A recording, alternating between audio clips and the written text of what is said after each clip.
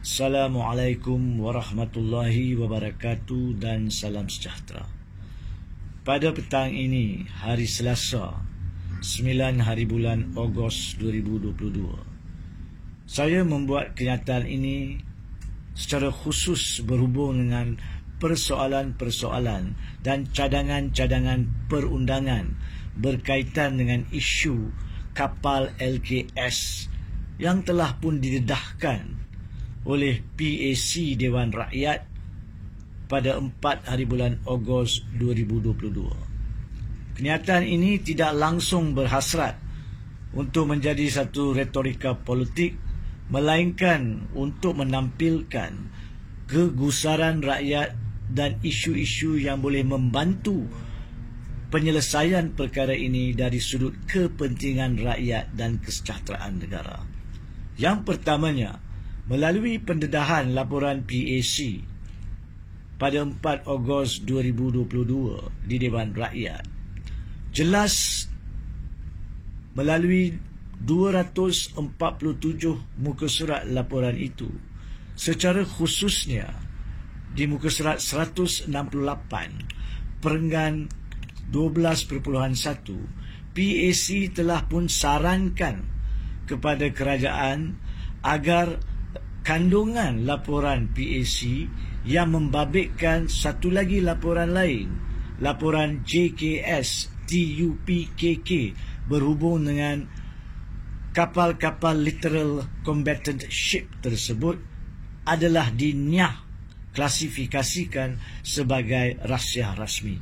Ini amat penting sebab ianya adalah penting untuk kesemua rakyat yang prihatin mengetahui apakah dia siasatan-siasatan awal yang dilakukan oleh jawatan kuasa tersebut yang kemudiannya diambil kira oleh PAC dalam penyediaan laporan 4 Ogos tersebut.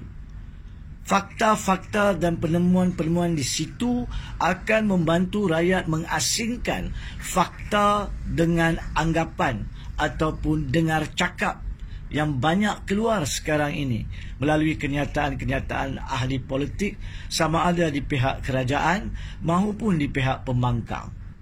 Rakyat tidak wajar disuapkan dengan kenyataan-kenyataan piecemeal atau cebisan-cebisan yang mungkin memberikan dan menambahkan kekeliruan dan kecelaruan masalah utama ini.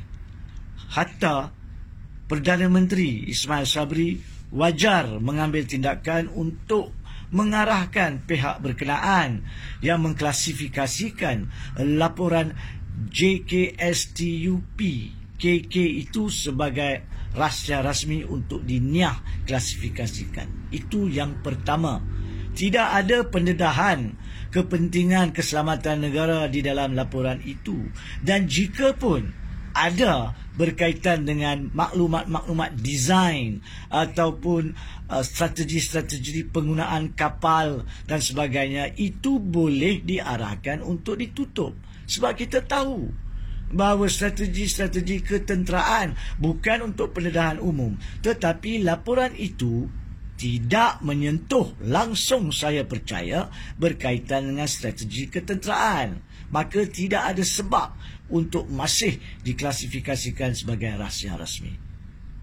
Yang keduanya, terdapat pelbagai kenyataan yang dibuat bahawa kononnya Suruhanjaya Pencegahan Rasuah Malaysia sedang meneliti kesemua laporan yang telah dibuat berkaitan perkara ini dan juga laporan PAC sebelum mengambil tindakan.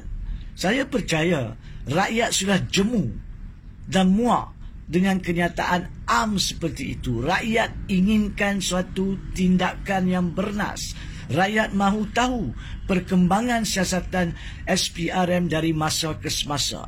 Hatta saya sarankan agar SPRM keluarkan kenyataan berkala, kenyataan rasmi berkala, sekurang-kurangnya seminggu sekali, untuk maklumkan kepada rakyat apakah dia perkembangan siasatan mereka. Itu pun tidak menjejaskan siasatan SPRM, tidak akan menjejaskan siasatan mana-mana pihak berkuasa melalui kenyataan rasmi perkembangan siasatan. itulah sekurang-kurangnya wajar dilakukan oleh Ketua Pesuruhjaya SPRM Azam Baki. Dan saya sarankan kerajaan menekankan perkara ini kepada pihak SPRM. Yang ketiganya, daripada laporan yang wujud berkaitan permasalahan 6 kapal LCS ini, ianya wujud daripada persekitaran tahun 2011 sehinggalah sekarang, yang melibatkan 2 dan ataupun 3 Menteri Pertahanan daripada Barisan Nasional Perikatan Nasional, iaitu Zahid Hamidi mulai daripada 10 April 2009 sehingga 15 Mei 2013. Beliau bertugas atau berjawatanan sebagai Menteri Pertahanan. Dan peringkat awal permasalahan LCS ni dikatakan berlaku pada tempoh beliau menjadi Menteri Pertahanan. Kemudian daripada itu, Hishamuddin Hussein On menjadi Menteri Pertahanan sejak 16 Mei 2013 sehinggalah 10 Mei 2018 apabila Kerajaan Barisan Nasional jatuh pada PRU 14. Selepas daripada itu, beliau dilantik semula sebagai Menteri Pertahanan oleh Ismail Sabri, Perdana Menteri yang ke-9. Mulai daripada 30 Ogos 2021 sehingga sekarang. Apa yang penting di bawah rentetan peristiwa perjawatanan ini adalah bahawa dalam tempoh mulai 2013, Hishamuddin Hussein On pernah menjadi Menteri Pertahanan pada masa itu. Maka persoalan tadbir urus negara yang penting berkaitan dengan kontroversi kapal-kapal ini adalah, adakah Hishamuddin Hussein On masih mempunyai nilai ataupun mempunyai tahap profesionalisme dan moral untuk mengepalai kementerian itu dalam menangani permasalahan ini yang belum selesai. Ismail Sabri wajar memilih untuk menukar Menteri Pertahanan kepada yang lain supaya integriti Kementerian Pertahanan pada masa ini tidak terjejas di mata rakyat. Ini bukan merupakan tohmahan kepada integriti Hishamuddin Hussein On berkaitan dengan 6 kapal, tetapi ini adalah saranan kedaulatan undang-undang.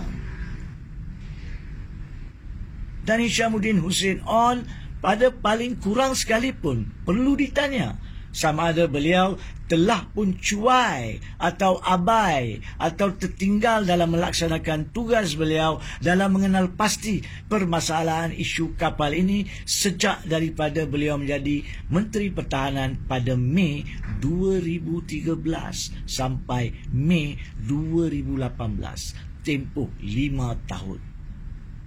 Semua perkara ini adalah penting dari sudut konsep kedaulatan undang-undang. Dan saya harap Perdana Menteri Malaysia yang ke-9 Ismail Sabri Yaakob dapat memainkan peranan yang penting mengenai permasalahan ini, di mana dikatakan lebih 6 bilion ringgit Malaysia telah dikeluarkan daripada kantong perbendaharaan Malaysia tanpa pun perolehan walau 1 inci kapal tersebut di medan Malaysia. Ini bukan perkara main-main dan ini bukan boleh dilengahkan dan ini tidak boleh ditenggelamkan melalui retorika politik oleh mana-mana pihak termasuk pihak pembangkang. Ini perlu ditangani melalui konsep kedaulatan undang-undang. Sekian.